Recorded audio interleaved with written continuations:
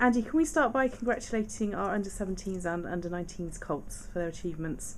Yeah, I mean it's been a tough season in some respects for Mick and Neil and Graham, who are sort of coaching those boys. But the 17s have really stepped up and done really well, and they've now won their league with a game or two in hand, which is good, which means they win the league, which means they'll be top seeded when it goes into the National Knockout Cup, and they'll be in the Cup rather than any other part of the competition, the plate and the bowl and the whatever else there is. So we look forward to them now having a good season in knockouts phases of that.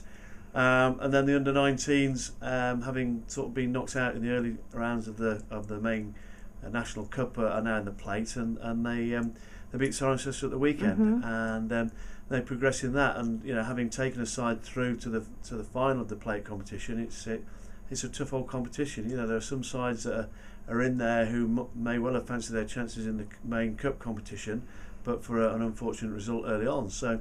It's a tough part of the competition, and we beat Cirencester on our way to the final, so maybe that's an omen as well.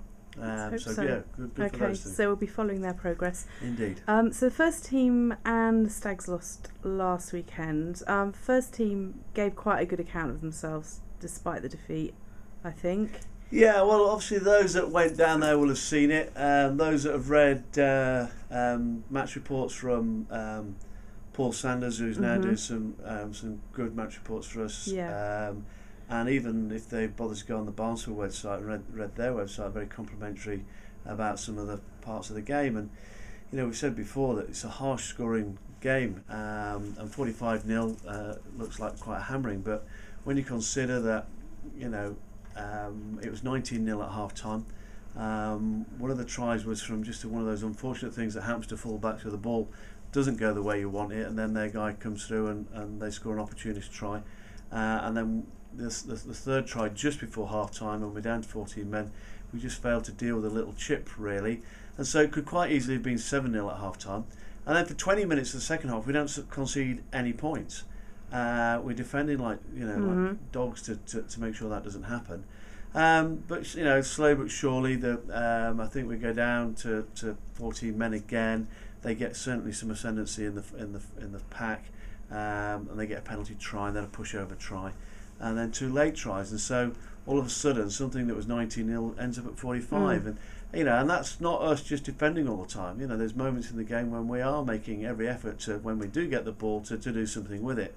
So I was really proud with the fact that they kept at it, and bearing in mind we went down there with 17 men for all sorts of reasons which we don't really need to go into.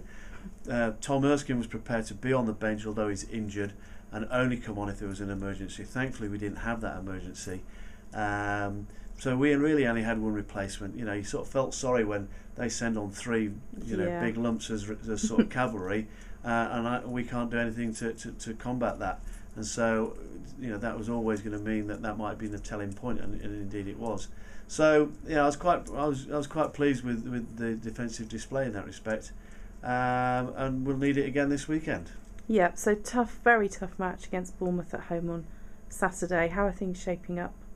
Well, it hasn't got any easier in that sooner is one person available, another person isn't. So.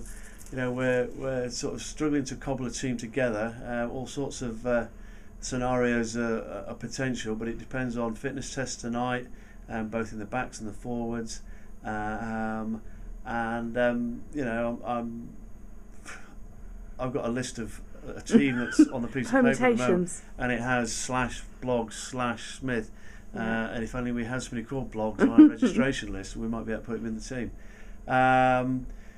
So we're waiting to see if some registrations came through today, which may or may not happen. But at the moment, I'm confident we'll put in a good display. We do well at home. Yeah.